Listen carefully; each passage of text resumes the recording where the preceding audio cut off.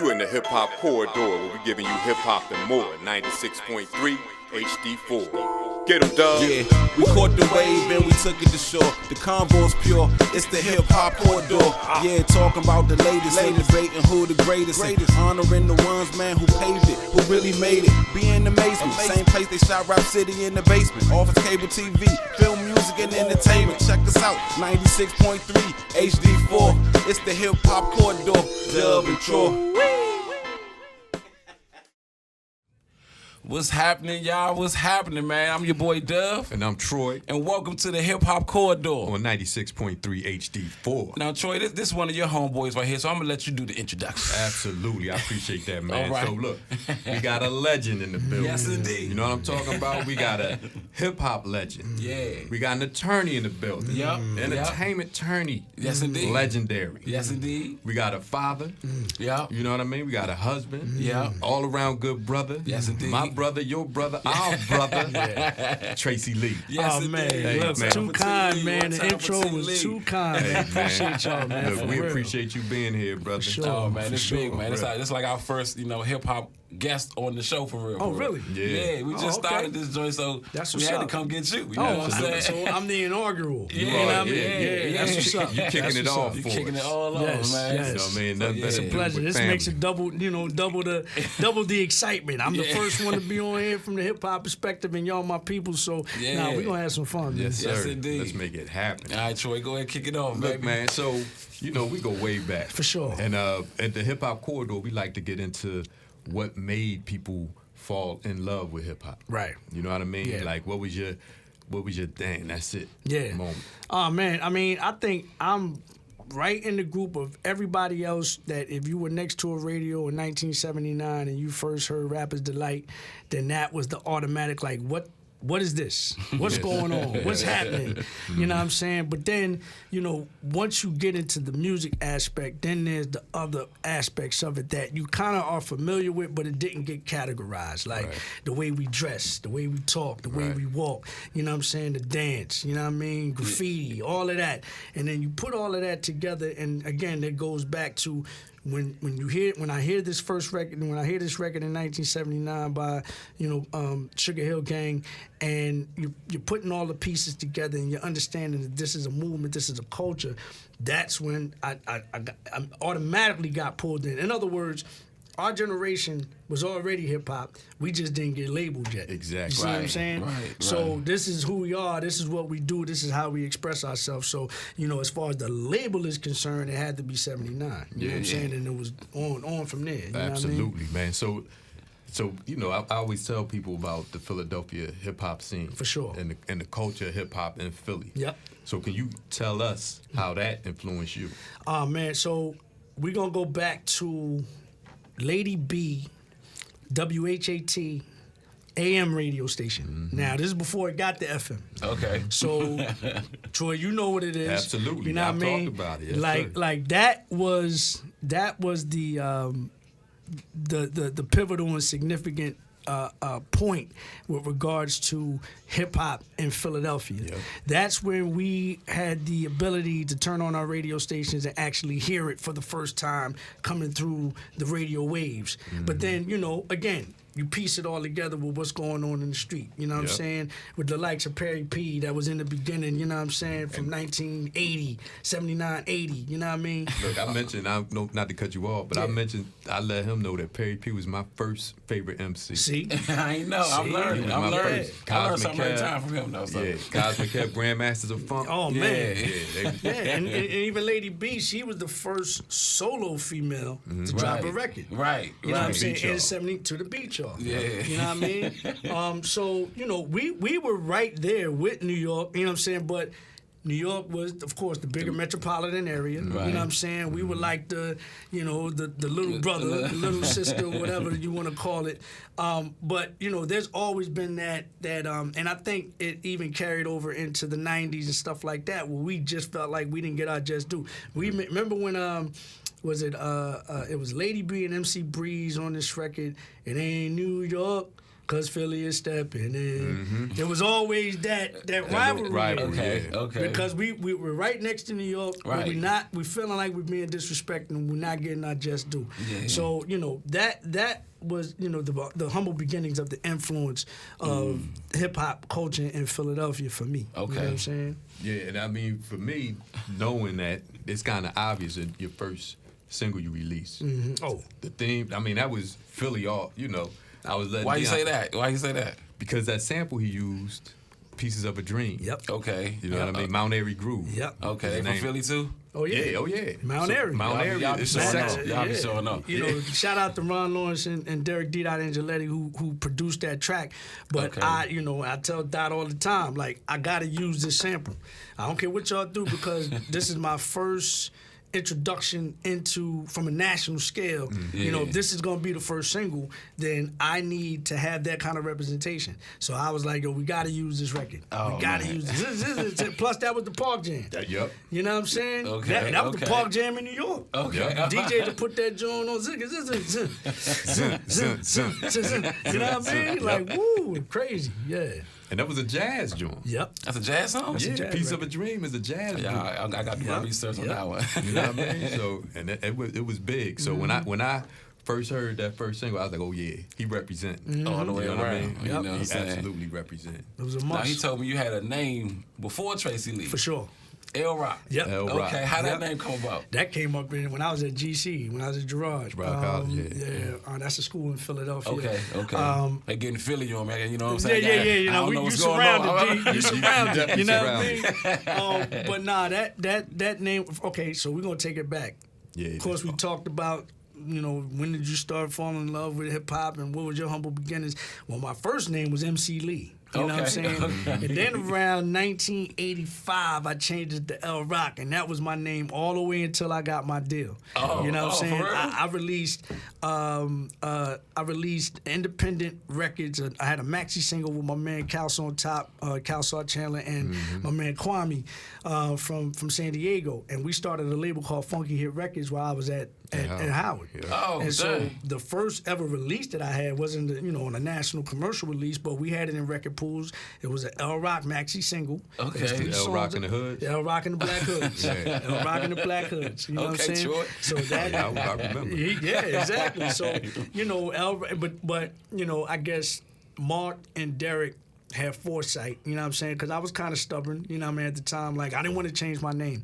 But they saw that Tracy Lee had more commercial viability, which Okay. they were absolutely right. Matter of fact, Dot was like, the women call you Tracy Lee. And I was like, I don't care, it's gonna be L Rock, nah. And then, I heard his lovely wife Lisa, like, nah, Tracy Lee, that's it. You know what I'm saying? And so I was like, Shout yeah, out well, to Lisa. and I said, look, how I rationalized it was, my mom named me Tracy Lee, I'm gonna call me Tracy Lee. You know what I'm saying? And so they were absolutely right with changing the name and, just thinking, having the foresight, even today. You know what I mean? I can't see myself calling myself L Rock right now. You know what I mean? So, Yeah, that was the first time I heard him rap at Howard. What was it? It wasn't a time. Was it a talent show? Yep. It was a talent show. It was during homecoming. Doing homecoming. Oh, man. L Rock. L Rock. And I ain't even know, my man, I ain't even know he rocked. Oh, really? Yep. He was up on stage. I was like, oh.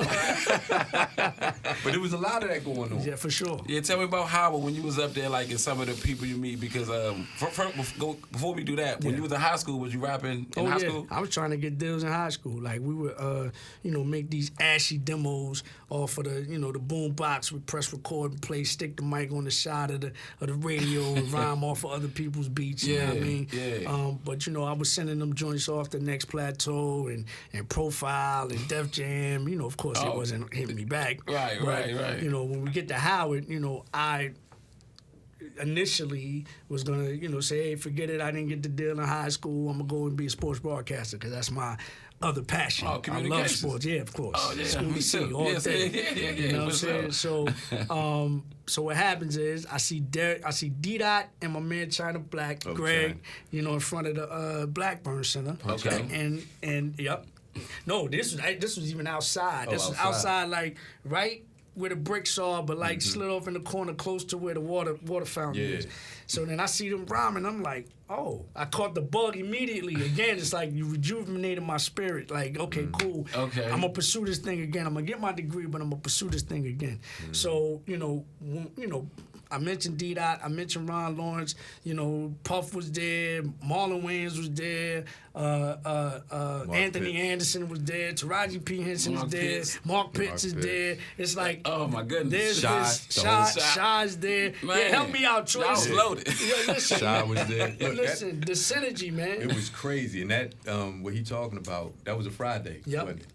Friday. Lunch. Don't have class. Lunchtime. Around 12 to 2. Yep. Yeah. If you had class 12 to 2, you was going to miss it. Yep. Okay. Because it was live Yep. on the yard. Every Friday. Every Friday. Especially when it got springtime. Yeah. Oh, forget about it. Forget about it. So, I mean, it was just a certain synergy that was there, and you knew whatever it is that you were doing, that you were gonna be successful, because we had people there that were headed for success, and you felt like, I'm not gonna get left behind. Right. And whatever I'm doing, I'm gonna match the energy that everybody else got. Real. You know what I'm saying? That's So, real. Politics. Yep. Right. You know what I mean? You got mayors. Mayors. Vice president, of course. Yeah. Right. But the mayors was in our crew. Yeah. You know what I mean? Like, it was crazy because it was like everybody got along with everybody. Yep. We all knew each other. Yep. You know what I mean? And it was love. Yep. Just walking across, you just felt it. Damn. Yeah, that's a good vibe right especially there. right after the protest? The protest was Yep. 89. 89. Yeah. Okay, Especially okay. right after that. Yeah. It just brought everybody together. Nah, it was magical, bro. It's Like, I don't think feel you like can be ever. You can't duplicate that. Nah, you know what I'm saying? Yeah. All right, hold up. We're going to take so we got to pay some bills real quick. Play some jams with Tracy Lee, and we'll be right back with y'all. Yeah. Let's go.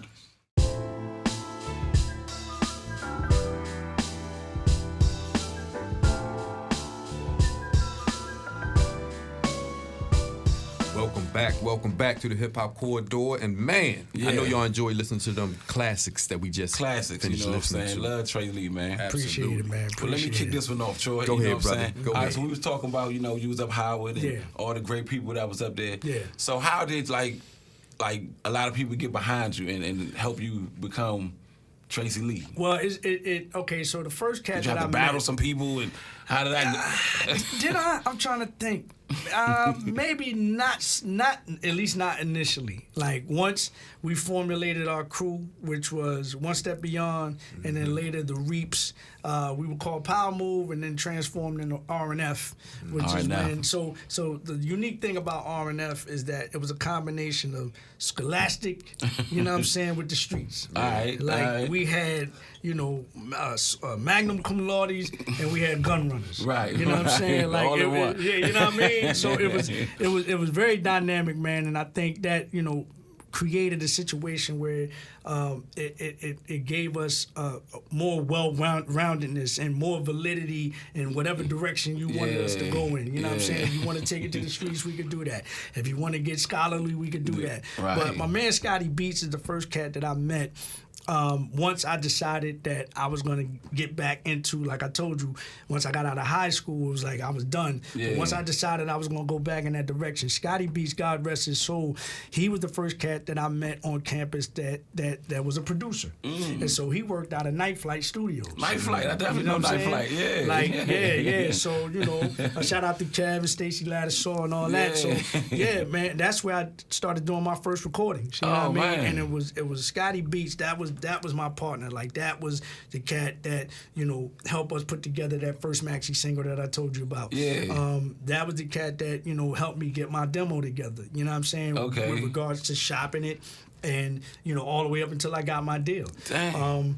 But he was an integral part of the really the maturation process with regards to the music that I was doing at that particular time and taking it even further. You know what I'm saying? So shout out to him, man. Okay, shout out to Scotty. Yeah. Yeah, but after that, like I told you, I gave you the brief on Power Move, which is a crew of cats that, like, I came in '88. The majority of the cast that came in Power Move was 1990.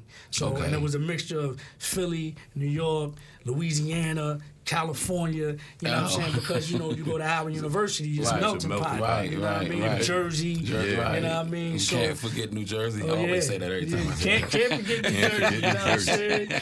DC, you know what I mean? So we were huge, man. We were throwing parties on campus. We were doing like film screenings, like we did Who's the Man. We were selling clothing. Like we was doing all Y'all was doing everything. Was y'all all- doing any work? Actually, no. Right. That's the spirit of Howard, though. Okay. Because when we got there, I got there in '86. Right. Right. So we had a crew called Osage. Okay. And we do parties. Okay. You know what I mean? okay. We had a rap. Knowledge was in our crew. Yes.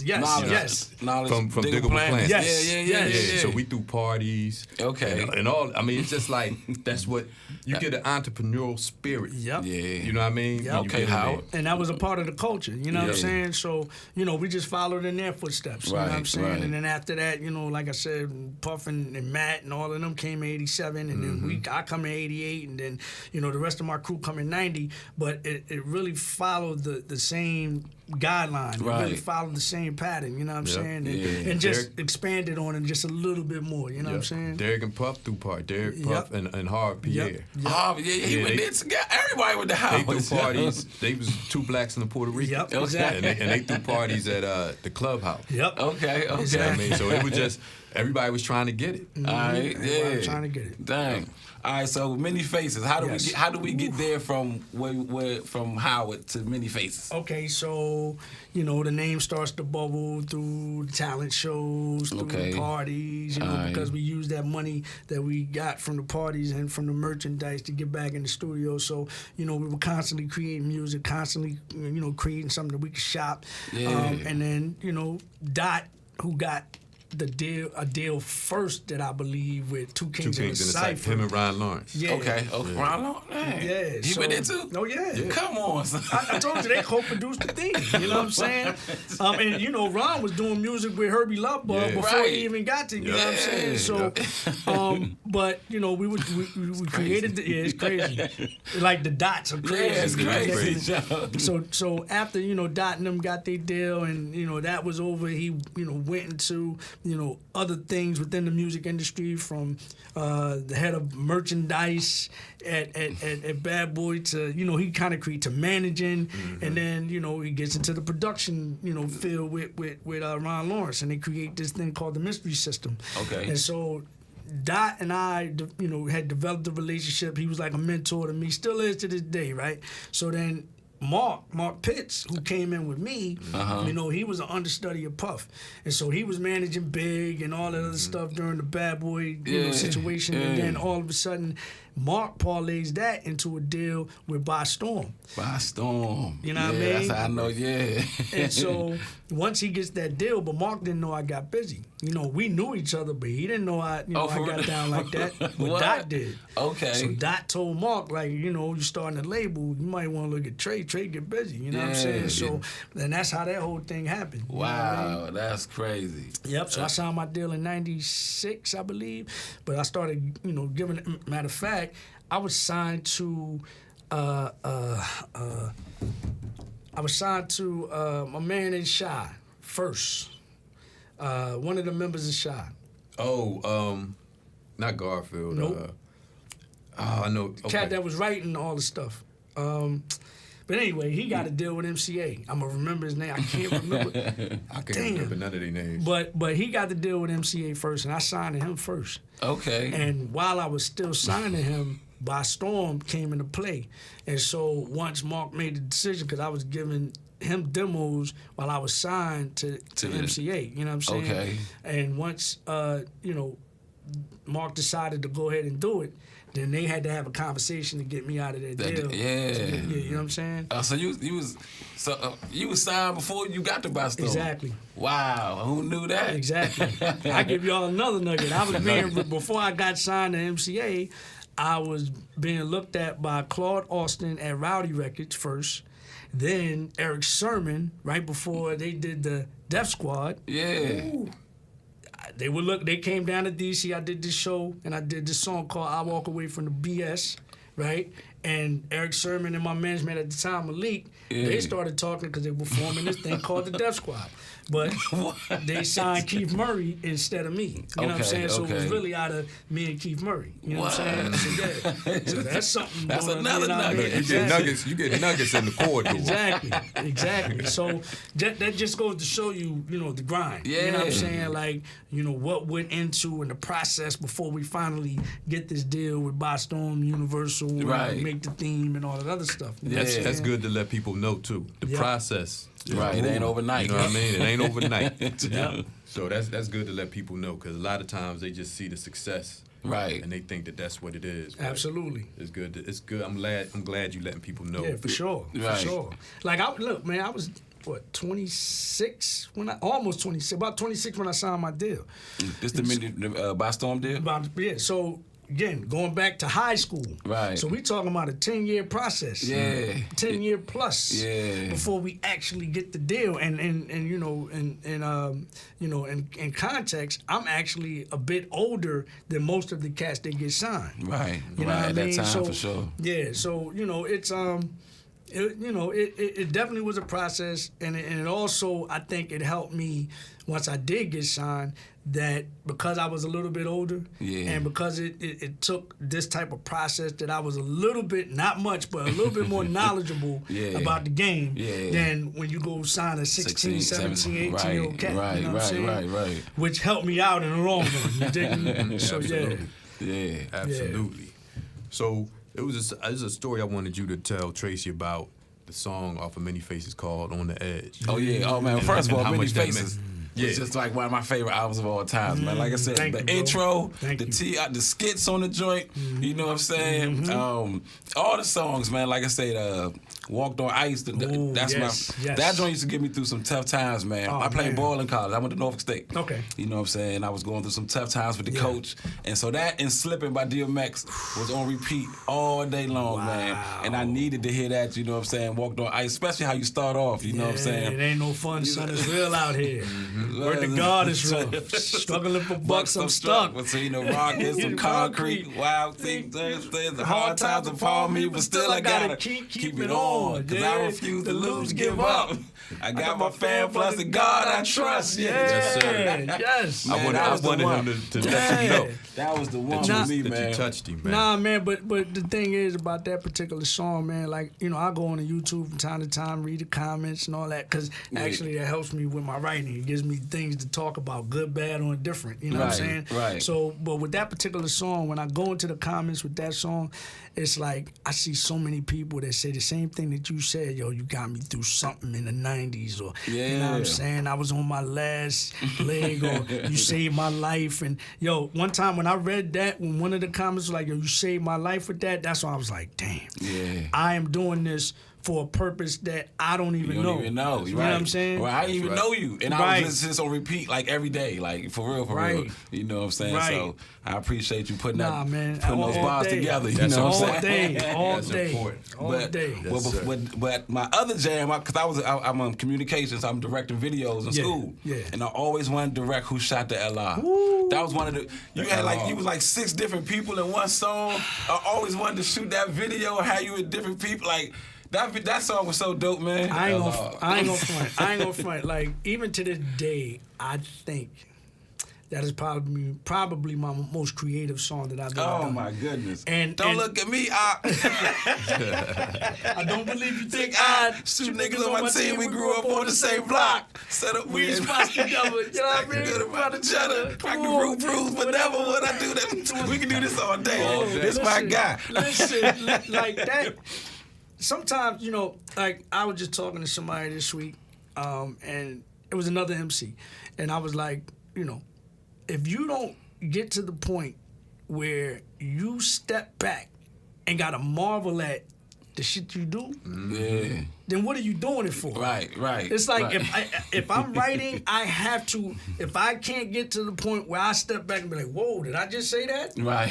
Then I don't need to be doing this. Otherwise, I'm gonna stop. Right. I gotta always impress myself. Like I always gotta be like, "Damn, you did that. That's crazy. How did you do?" Like I always gotta like, "How did you do that, Trey? Like where did that come?" That ain't nothing but God, but it's like I'm a vessel. So it's like when I'm writing, if I don't marvel at my work, then what am I doing it for? You know what I'm saying? That's one of them joints. That's one of them joints, man. You know what I The whole mean? album's one of them joints. You know what I'm saying? Appreciate The that, whole man. catalog. Right.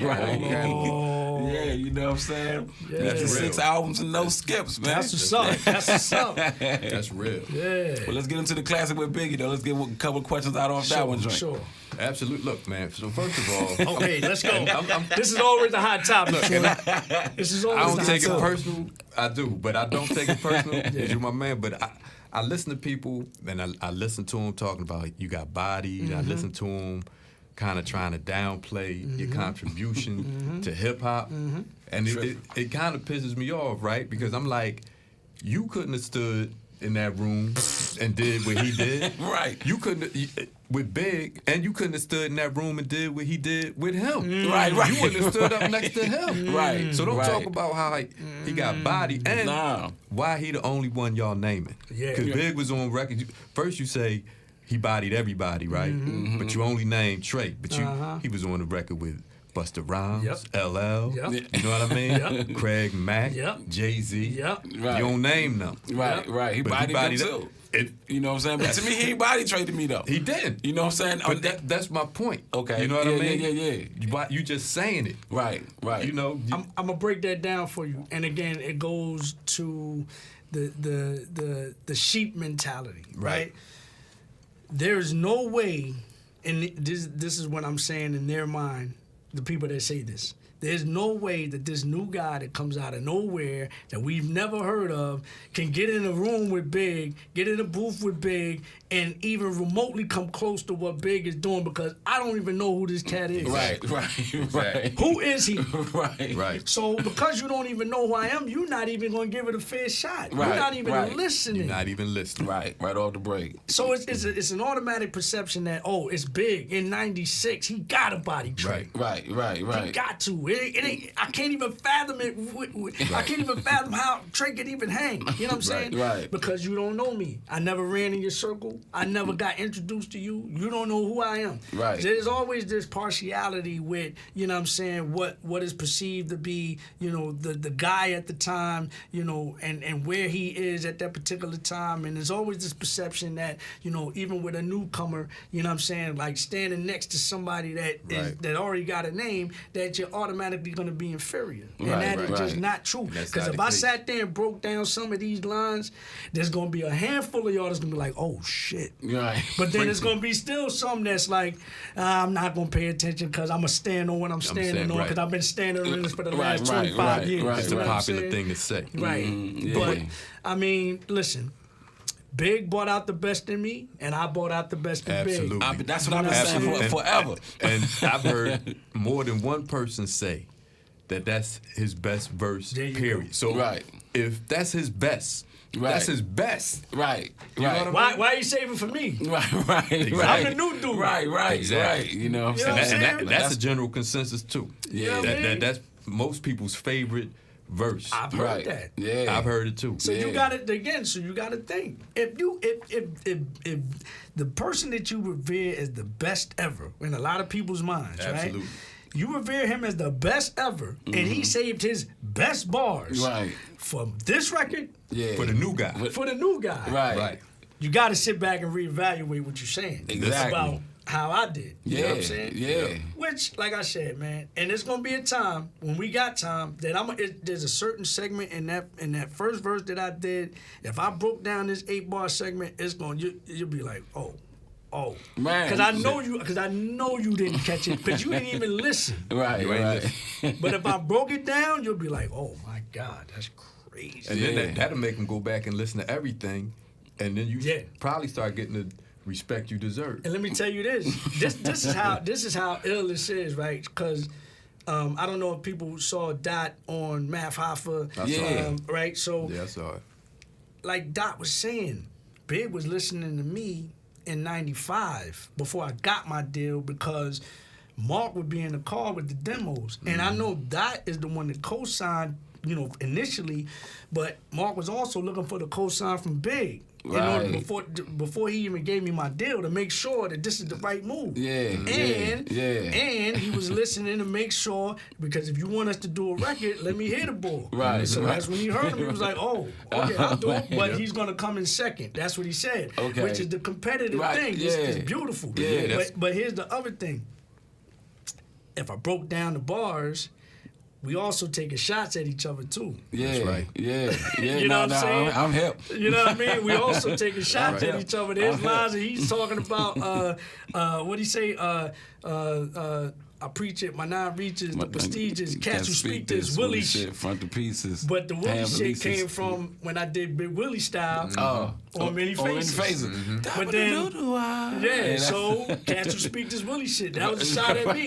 So then I go, keep your hands high. Fuck all your so-called possessions. Links from baguettes and keys to the Lex plus the mink your shorties dressed in. A full jack maneuver. So you can stop right there, though. The mink your shorty. Who's his shorty?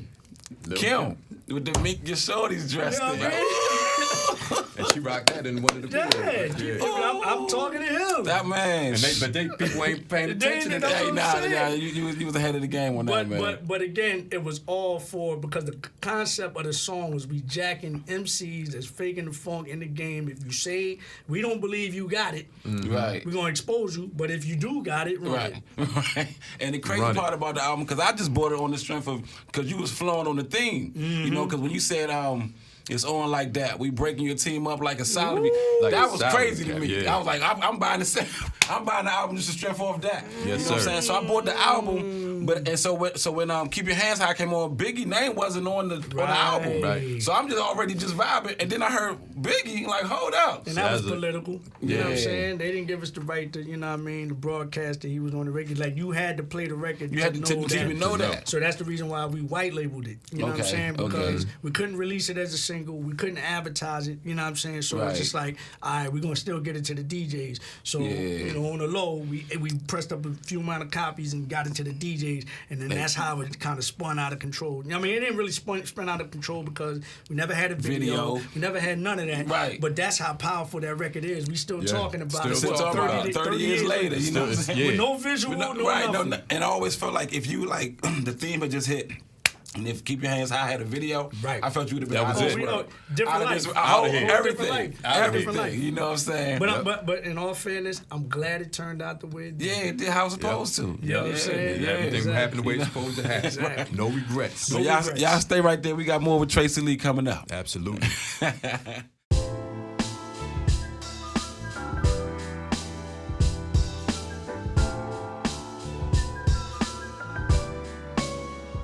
Welcome back to the Hip Hop Corridor. Yeah, man. We are back. Hold on. Before we get into it, man, I just want to give a shout out to Carl Martin, See Me Entertainment. That's the record label that I was signed to right before I signed to By Storm. Okay. Who also went to Howard. He's a group member of Shy. Did most of the writing for the group. You know what I'm saying? So shout out to Carl Martin, man. Shout I out don't to know Carl how Martin. I got a brain fart, man. You see the great. Yeah, that's what it is. That's what it is. Moment. Yeah, That's all. for sure. That's all.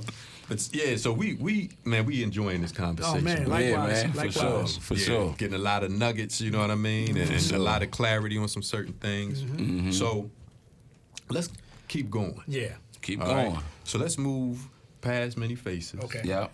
Now let's go to Live with 215. Live from the 215. 215. That's the album many people don't know about. Right. Right. Yeah. Because that was supposed to come out in 2000, but it was unreleased. Yes. So was it political? What the reason they shelved it, or let's talk about it. Oh, for sure. So we come off of the heels of Many Faces, mildly successful, single, and of course we got the big feature. We got Busta Rhymes. We didn't mention about the theme remix. Oh, the remix, Busta Rhymes on it, shot a video. That was a nice joint on MTV. MTV played that record, played that video a lot. So we enjoyed some success from that. it was successful enough to get us another budget. You know what I'm saying? Okay. To create the second album. But the interesting thing about Live from the 215 is that By Storm had transitioned over to LaFace. So they were no longer in the building. Right? Oh. But Universal wouldn't release me because we were in the red, quote unquote. Right. Right. Yeah. And that's a whole nother story. We'll get into that. Yeah. But so they like, okay, we got to get our money back. So Mark, you can leave. You can take the label. We're going to keep Trey because at least we know he had some success. That's what was told to me. I'm going to put that in quotes too. Okay. So we get the new budget, and so it's me and Dot really kind of. I mean, Mark is still, contractually an executive producer on it, but it's me and Dot putting this album together. Okay. And I personally think had it been released, Yes. it definitely would have changed a lot of things too, because there was some bangers on this album. We had a young up-and-coming producer by the name of Kanye West on this album before the world even heard of Kanye. You know what I'm saying? We had Buckshot on the album. We had Black Rob on the album. We had Corrupt on the album. We had Change of Faces on the album. The production was stupid. And it kind of, how Many Faces was, it was, again, it was more of a, how do I want to say it? It was more of a theme behind it. Okay. Live from the 215 was straight from the hip. Okay. Live from the 215 was straight bars, Yeah. You was more spitting on that bars. joint. You know what I'm saying? And he had spitters on there with him. Yeah, oh for sure. Yeah. And I was talking a little reckless, you know what I mean? It's so crazy. And I mentioned this to Dion yesterday. I was like, "There's one MC that remind me of Trey. Who? Corrupt." Ooh. Then I said that. yesterday. That's I good. said they both lyrical. Right. You know what I mean? Yep. Corrupt don't get all the props he should Right. for his lyricism. Right. And he from Philly too. He from Philly. Yeah, they from kind of the same side. Yep. Oh, You know what I mean? Yep. Yep. So we get this album is done. Matter of fact, we shoot a video for it for We Like, and Brian Barber shot the video. I don't know if people know who Brian Barber is, but he is the videographer and did all the visuals for Outkast. He shot Idlewild. You know what I'm saying? He shot everything for Outkast. So he shoots this video. We go down to Atlanta. We shoot that. Right. We have a cameo appearance by two up-and-coming rappers, MCs. One, Ludacris, Okay. who's in the video before everybody know who Ludacris is, and we had Lil Jon in the video. You know what I'm saying? Icon. Yeah. So just to give you, just some context of the landscape. And this is we use Pieces of a Dream again, except we use the back end of the record. Yeah, we use that part just to give you, familiarity from what you know me from. You know what I'm saying? Yeah. So the record was knocking. But then I go on this promo run. We would Major Figures, Tommy Hill and them. Oh, Ram Squad? Ram Squad. We were Ram Squad on this promo run.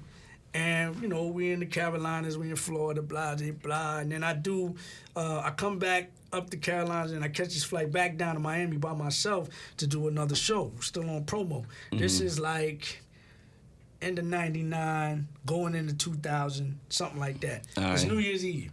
But it's raining crazy. So I'm thinking we in Miami, it's going to be crazy, but it was cold down there. It was raining. And hindsight looking, I'm like, this is some kind of omen here. Right. So then jump on the plane back. Show got canceled. Jump on the plane back. Get to JFK. I fly into New York. And I get this phone call on my cell. And it's either Monty Lipman or somebody, some big wig up at Universal, maybe the secretary, whatever. But I get this call, it's like, thanks for everything that you've done, but your services are no longer needed. Oh, This not is on New before- Year's, not to start the New Year. Right on New Year's. Come on. Straight up, Come New Year's on. Day, bro. Oh, my New Year's goodness. Day, or maybe January 2nd. Yeah. But I'm thinking to myself, they already got ads in the source. They already got people that reviewed, you know what I mean, the album. We already got a single out, you know what I'm saying, that kind of stuff. Shot a video, and now we drop. Dang. Wow. Right? So, but hindsight looking, I know what happened. what happened to me, it's all speculatory because I didn't sit down with anybody, but I got a 99% hunch this is what happened. What happens is when once Mark leaves the building, there's no voice in the building. Right. You know what I'm saying? Right, It's me and Doc going up there, meetings, and shout out to my man Jarrell, because I hired Midnight Marauders and their management staff to represent me, and they're going up there and stuff like that, trying to get some things straight. But then the other thing that happened was you got the new kids on the block. You got St. Lunatics. You got Cash Money. Oh. And that's where the Universal. Yeah, right. And that's where the concentration. Master P was in them too, right? No, Master P had his own deal at Priority. Okay. But I think he might have came over to Universal a bit later, but not during that time. Okay. But what happens is they put all their energies and efforts into them. Right. So where is everybody else left? What happens to Cannabis? What happens to McGruff? You see, Cannabis had to go. Oh, that was my you know what I'm saying? Yeah. Cannabis had to go and rock with boy from the Fugees. Wyclef and those. Yeah. In that's order why. to, you know what I'm saying? Okay. Because nobody's paying attention to these other artists in this building. Right. Everything is going toward Cash Money and the St. Lunatics. So you kind of get lost in the sauce. The formula for a lot of these record labels is we're going to sign as many acts as possible. We're going to throw up against the wall, see what sticks, and whoever hits, we ride with, and who doesn't, we write them off. Oh, my goodness. That's business. Yeah, that's It's an That's ugly the game. business model. But they ain't doing nothing that other businesses don't do. That's right. You know what I'm saying? Right. But again, now hindsight looking, and after a couple years, I kind of understood why it happened. Right. If you don't have that representation in that building, and you ain't moving things outside of what that building does for you, then you're gonna get dropped. You know what I'm saying? And so that's what happened. But the project was crazy. It wasn't for the talent. Crazy. Right. Project is stupid. Right. You know what I'm saying? Project is definitely crazy, especially for that time. Yeah. Man, matter of fact, let's play some joints off the live from the 215 album right now. Hold on, before we even get there, there's a song on there called I Heard That was supposed to be Left Eye on the album. Oh. Because of the Left Eye. connection with LaFace that Mark had. And I'm thinking, Mark down at LaFace, he can make it happen. But again, there's more politics in the game. Right. It got blocked. And I'm sure L.A. Reid is probably responsible for that. You know what I'm saying? Because they blocked a lot of things that TLC was doing. And of course, you heard the stories. Exactly. Yeah. So, but me and, Left Eye, Philly John. She from Philly too, man. That's just still braided in hair, right? Yeah, exactly. She offered the cold roll the braids. Yeah, man. the new joint. For real. Shout out R.I.P. Left Eye. You know what I'm saying? Absolutely. We're going to get us some of these joints off the live from the 215 hour. We'll be right back. Let's do it. When I'm not engineering, I'm tuning in with the Hip Hop Corridor. Welcome back to the Hip Hop Corridor. I'm your man, Dove. And I'm Troy. And we are still talking to the man of the hour, Tracy Lee. Yes. Now, we talked about Many Faces. Yep. We talked about live from the 215. Just let sure. y'all hear some joints off that. Now we're going to get into Esquire. How to Esquire. Because that was like a little 10-year break before you did that joint. You know what I'm saying? So how did you get the love back from, losing the love? Well, I mean, the love really never left. Respect. It was the business that I had a disdain for. Yeah. You know what I'm saying? Yeah. And fortunately for me, it wasn't enough of a disdain for the business that made me fall out of love with the culture and hip hop and MCing and stuff like that. So I continued to make records. You know what I'm saying? I put out a joint called Ready, Willing, and Able. You know what I'm saying? And then on the flip side was this other joint called Get On It, and we released that. You know what I mean? It's a 12-inch.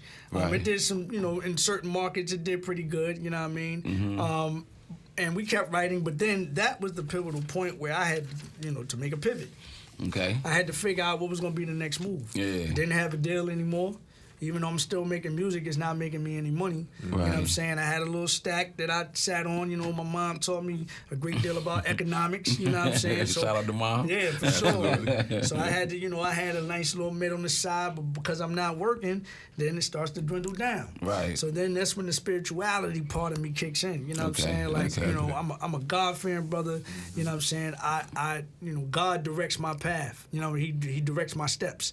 In every way, shape, form, or fashion. So now I'm to the point where I'm running out of paper and I got to figure this thing out. So and I always got to tell this story. I never do any interview without telling this story because this is the part of my life that changed everything in my life. So I went to church, and just as a symbolic gesture, as a token of faith, I put the last $7 that I had into the pan. Oh. And I said, because I was trying to figure it out, and I couldn't figure it out. Yeah. So I said, God, here's my last $7. I need you to figure this thing out for me, because I don't have a clue. I could go get a meal with this joint, but then after that, it's a wrap. You know what I'm saying? So, look, I need you to direct my steps. So then a week later, I get a call from Wayne Barrow. Wayne Barrow is the cousin of Mark Pitts, who is the president or vice president of Boston. And he tells me that Universal has a check for me, but they don't have my address. So here's a number, call them up, give them the address, and they'll send you the check. So then a week after I make this phone call, I make the phone call immediately. A week after I make the phone call, I get a check in the mail for $7,000. Unbelievable. Then a week after that, I get another check in the mail for $57,000. We back in the game. So we back in the game, we pay off some bills, and now we still have to figure out what that pivot is going to be. Right. You know what I'm saying? Because I'm not getting a deal anytime soon. So then there's this revelation that comes over me that says, hey, man, you've learned a lot of things in this business. There's some mistakes that you've made. There's some things that you would do better. There's other cats that's coming up in the game that kind of need your expertise, in certain things. You know what I'm saying? Even if it's just consultation. Yeah. Why not go to law school? So then, it's like, okay, that makes perfect sense. Now, mind you, I had been out of school for 10 years. You know what I mean? I got my undergrad degree in 92. Right. So we're looking at 2001, 2002 now, and I'm supposed to fix my brain to go back to school again? I thought I was done. Law school at that. And law school at that? Woo. But it made perfect sense. And so that's why, when people start getting into, conversations about God and all that, I don't even entertain it, man, because I know how I'm set up. Right. You know what I'm saying? Like, y'all can believe what y'all want to believe. You know what I mean? I know who directs my steps. So, after that, we go, study for the LSAT. We get a good enough score to get in the Southern University Law Center in Baton Rouge, Louisiana, another HBCU. Yeah, yes indeed. Yes indeed. 2003 to 2006, we go there. We graduated in 06, passed the bar in 07, and been a licensed attorney for the last 16 years. Oh, that's what's up, man. And so with that, that's when we get into ESQ. Right. That's when we get into ESQ. That's the transition into ESQ. Now we got some stability here. Now we can get back. Forget a deal. We're going to do it ourselves. Didn't I tell you we started off doing it ourselves anyway, right? Full circle, Yeah. right. And that ESQ kind of explained everything you was going through. That's a fact. Vision laid it all out. And I was like, because I was like, dang, something I didn't know. And I was like, all right. You know what I'm saying? Yeah, listen, let's keep it funky. And me and Dot done had conversations about it. There's dissension amongst us. There's dissension amongst, y'all not revealing everything. But that was a part of me going to law school because I promised I wasn't going to do that to anybody, you know what I'm saying, that I got into business with. But the problem is that when you get in this business, and this is my advice to all the young cats that's trying to get in this game, nobody's your friend in that business. Right. It's a business. Right. They're not looking out for you like that. They're looking out for themselves, and they're trying to figure out how they can use you to better them. Exactly. Oh, my goodness. You see what I'm saying? And that's the harsh reality of it. Right. But once you understand that, you can navigate and do your business better. Right. You know what I'm saying? You can negotiate properly. You know what I mean? You can do what's best for you and not depending on them to look out for you, because they're not. Right. You know what I'm saying? Right. But, but that's why me and Dot are even, better now than we was back then, because we had that heart-to-heart. Yeah. And it's the other thing that I understand. I'm not giving nobody a pass, but we was all young. So nobody knew nothing. Right. You know what I mean? Mark didn't know that as much as he knows now. Dot didn't know nothing. I didn't know nothing. My crew didn't know nothing. We just in there. Right. But because the ultimate goal back then was to get the deal. But nobody told us about the business. Right. And how to protect yourself. How to protect yourself. Oh, man. So, that vision was... That broke down so much. Broke it down. Yeah. And I appreciated it. But that album was done.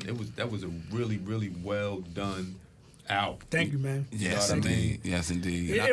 For the gap, you know what I'm saying? It was like there was a 14-year gap that, from a commercial perspective. Right. So it was like, if you're gonna put together this project, you know what I'm saying, there's a lot of unanswered questions. Right. So just answer the questions. Right. Answer the question. You know, answer the questions that people have or may have had. Yeah. But then the whole thing with ESQ is like, that's going to stand out in the front. This is telling you where I'm at now. So damn, you're a lawyer now? What happened? Right. I'm telling you right now from the cover, this is what happened, but I got to tell you how it happened. Yeah. You see what I'm saying? Masterfully. and I'm going to tell you, if you listen to your music, I'm talking about from ESQ on, you kind of give like a blueprint and let people know exactly what's going on with you.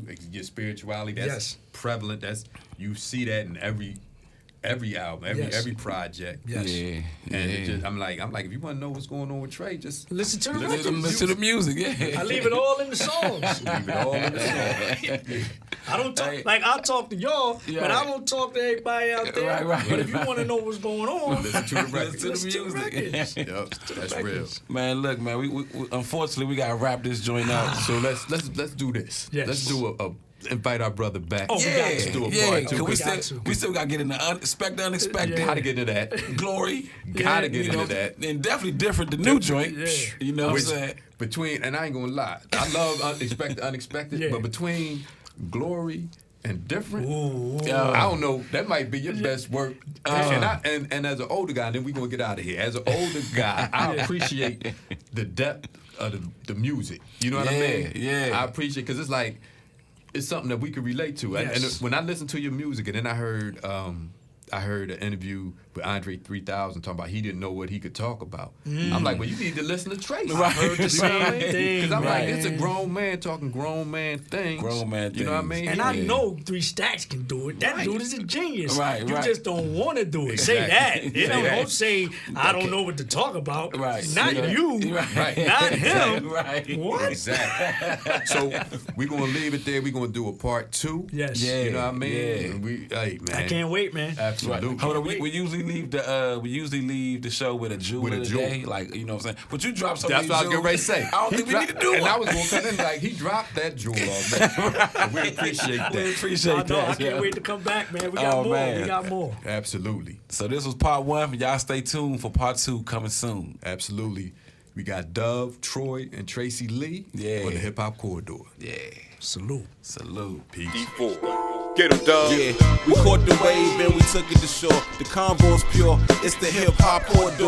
Yeah, talking about the latest, celebrating who the greatest, and honoring the ones, man, who paved it, who really made it. Be in the amazement, same place they shot Rap City in the basement. Office cable TV, film, music, and entertainment. Check us out, 96.3 HD4. It's the hip hop corridor.